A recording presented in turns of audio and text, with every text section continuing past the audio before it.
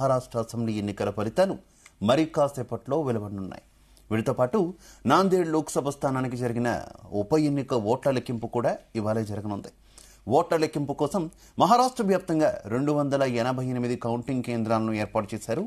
వీటి పర్యవేక్షణకు ఒక్కో కేంద్రానికి ఒక్కో పరిశీలకుణ్ణి ఎన్నికల సంఘం నియమించింది. ఉదయం 8 గంటలకు కౌంటింగ్ ప్రారంభం కానుంది. తొలుత పోస్టల్ బ్యాలెట్ ఓట్లను లెక్కిస్తారు.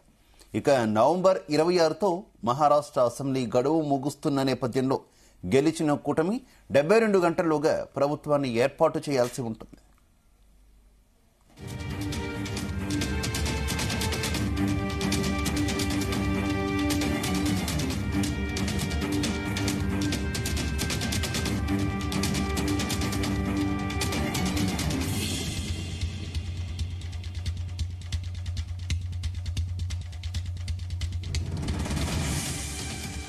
ఇక కౌంటింగ్ సజావుగా సాగేందుకు కేంద్రాల వద్ద 3 అంచెల భద్రత ఏర్పాటు చేశారు.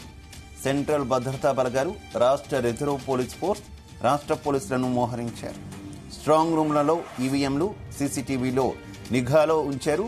వాటి ఫుటేజీని అభ్యర్థులకు అందుబాటులో ఉంచారు. పరిశీలకులు అభ్యర్థుల సమక్షంలో స్ట్రాంగ్ రూమ్లను తెరుస్తారు. ముంబైలో 36 కౌంటింగ్ కేంద్రాలకు 300 మీటర్ల దూరం వరకు ప్రజలు గుమిగూడడాన్ని పోలీసులు నిషేధించారు.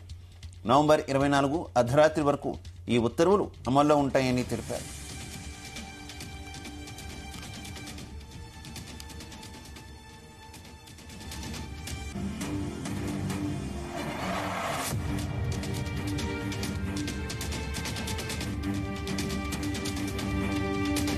మహారాష్ట్రలో నవంబర్ 20న 288 అసెంబ్లీ స్థానాలకు ఎన్నికలు జరిగాయి.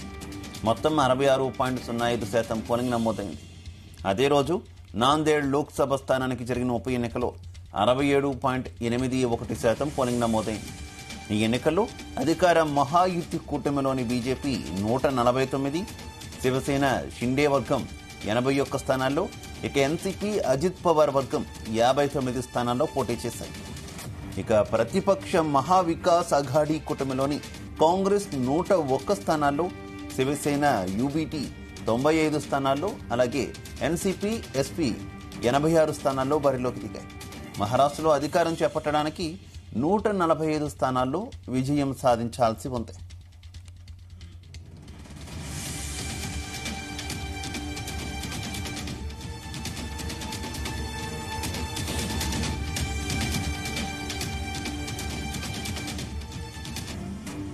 ఇక మహారాష్ట్రలో ఎన్నికల ఫలితాలు వెల్లడి కానున్న నేపథ్యంలో కాంగ్రెస్ పార్టీ కీలక చర్యలు తీసుకుంది. ఎన్నికల అనంతర పరిస్థితులను పర్యవేక్షించేందుకు ప్రత్యేకంగా పరిశీలకులను నియమించింది. Congress chief Mallikarjuna Kharge, Ashok Gehlot, Bhupesh Baghel, doctor G పరమేశ్వరను మహారాష్ట్ర ఏఐసిసి పరిశీలకులుగా నియమించింది.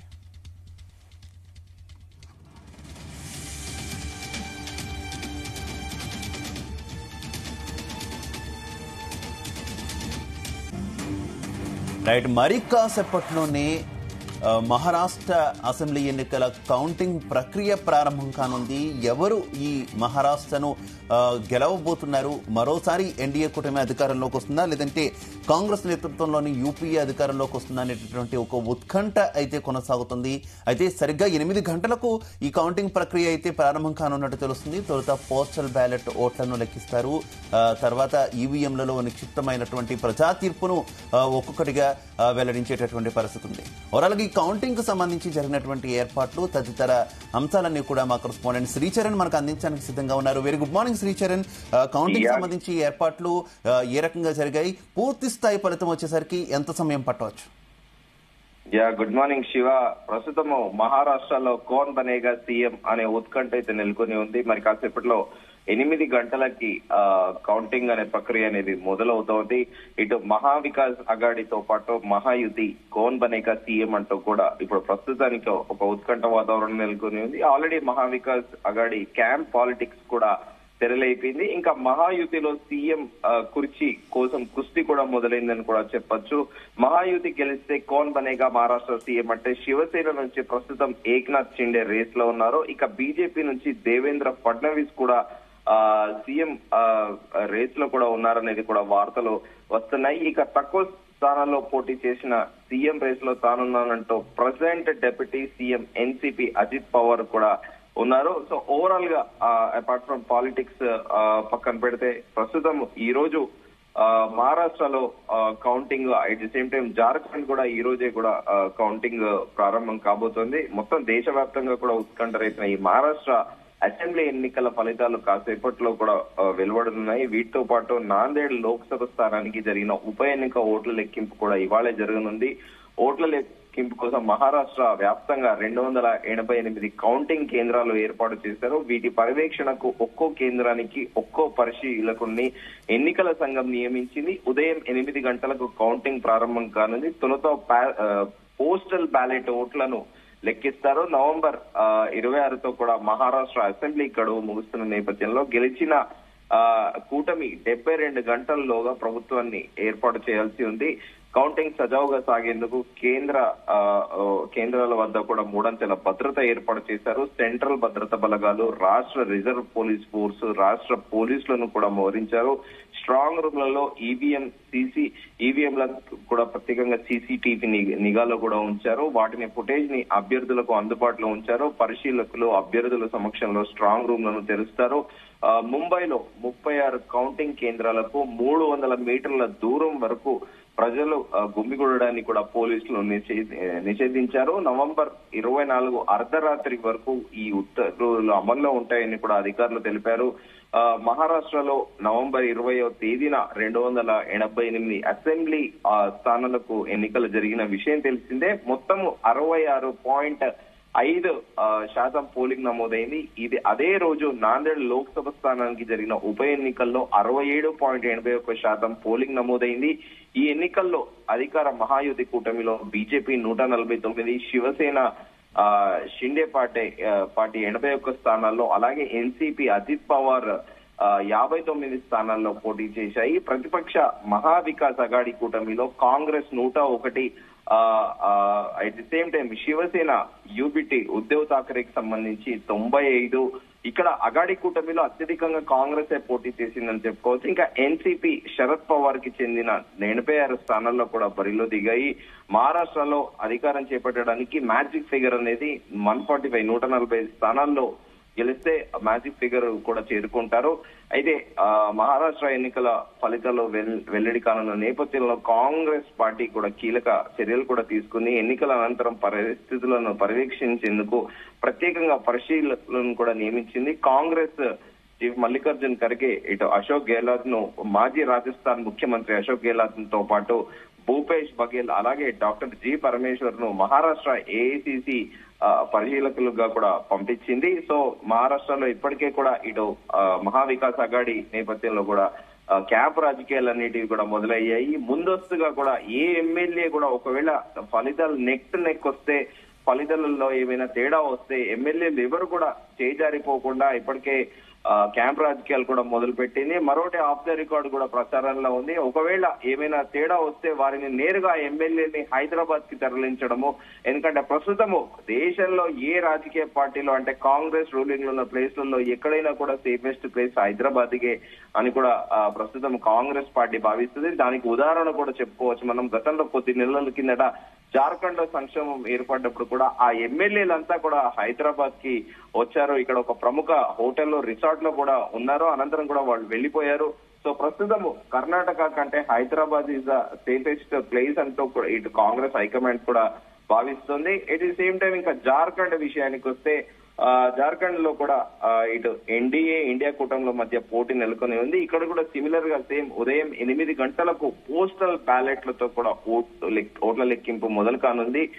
ఇక్కడ కూడా సిమిలర్ గా సేమ్ మహారాష్ట్రలో ఎలాంటి భద్రత ఏర్పాటు చేశారో ఇక్కడ కూడా 3 అంచెల భద్రత ఏర్పాటు చేసింది కేంద్ర ఎన్నికల సంఘము. అధికార జార్ఖండ్ ముక్తి మోర్చా జేఎంఎం, అలాగే కాంగ్రెస్ కూటమి, ప్రతిపక్ష ఎన్డీఏ భవిత్యం కూడా తేలనుంది. ఈ ఫలితాలపై 2 కూటముల నేతల్లో కూడా ఆసక్తి నెలకొని ఉంది.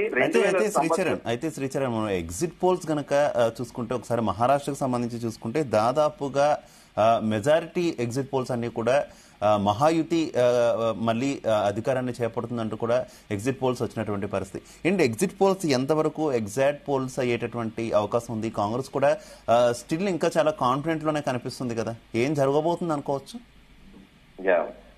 గతంలో కూడా మనం చూసుకుంటే కొన్ని ఉదాహరణలు ఎగ్జిట్ పోల్స్ అనేటివి కూడా అక్యురేట్ గా అవుతాయని గ్యారంటీ లేదు, అవ్వని కూడా గ్యారంటీ లేదు. టూ ఎక్స్ట్రీమ్స్ ఉంటాయి. శివ, మొన్న జరిగిన కొద్ది రోజుల కింద జరిగిన హర్యానా ఎలక్షన్స్ లో కూడా అన్ని సర్వేలు కాంగ్రెస్ పార్టీ గెలుస్తుంది అనుకున్నారు. కానీ ఆకస్మికంగా అక్కడ బీజేపీ కూడా వచ్చింది.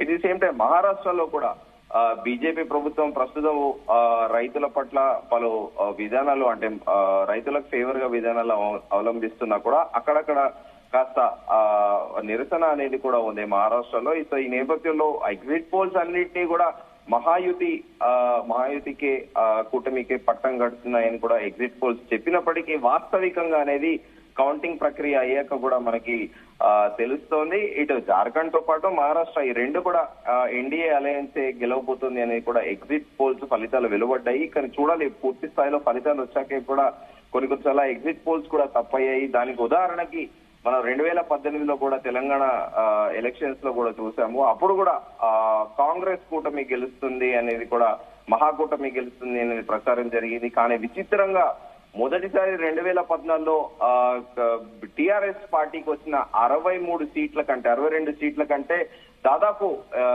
89 సీట్లు, దాదాపు 90 పైగా సీట్లు కూడా గెలిచాయి. విచిత్రంగా ఈ ఎగ్జిట్ పోల్స్ అనేది ఒక్కొక్కసారి యాక్యురేట్ గా ఉంటాయి, ఒక్కొక్కసారి తప్పుతూ ఉంటాయి. దానికి ఉదాహరణలు తెలంగాణలో జరిగిన 2014 ఎన్నికలతో పాటు 2018 ఎన్నికలు కూడా ప్రధానంగా కూడా చెప్పుకోవచ్చు. 2018 ఎన్నికల్లో టిఆర్ఎస్ ప్రభుత్వం పైన వ్యతిరేకత ఉంది, మహాకూటమి గెలుస్తుంది అంటూ కూడా విస్తృత స్థాయిలో ప్రచారం జరిగింది. కానీ అన్యూయంగా కేసీఆర్ కూడా ఎక్స్పెక్ట్ చేయని విధంగా కూడా టిఆర్ఎస్ పార్టీ అత్యధిక సీట్లు కూడా రాష్ట్రంలో గెలుచుకునేది. సో ఇటు మొన్న 2018 ఎలక్షన్స్ ఒకటి, and at the same time మొన్న జరిగిన Haryana elections, at the same time సార్వత్రిక ఎన్నికల్లో కూడా దాదాపు ప్రముఖ జాతీయ మీడియా సంస్థలు నిర్వహించిన సర్వేలలో కూడా ఎన్డీఏకి, అంటే బీజేపీకి, ఎన్డీఏ కాకుండా బీజేపీకి సొంతగా కూడా దాదాపు 250 పైగా సీట్లు వస్తాయి. ఇంకా ఎన్డీఏ అలయన్స్ కి 350 దాటుతాయంటూ కూడా సర్వే రిపోర్ట్లు కూడా ఇచ్చాయి. కానీ వాస్తవికంగా చూసుకుంటే ఎన్డీఏకి మొన్న ఓవరాల్ గా బీజేపీకి ఎన్డీఏ అలయన్స్ కూడా 290 దగ్గరే ఆగిపోయిన విషయం తెలిసింది. సో ఇవాళ కూడా మరి ఈ ఎగ్జిట్ పోల్స్ నిజమవుతాయా లేకపోతే ఏంటి అనేది కూడా కౌంటింగ్ ప్రక్రియ మొదలయ్యాక తెలుస్తుంది. Shiva, okay Sricharan, thank you.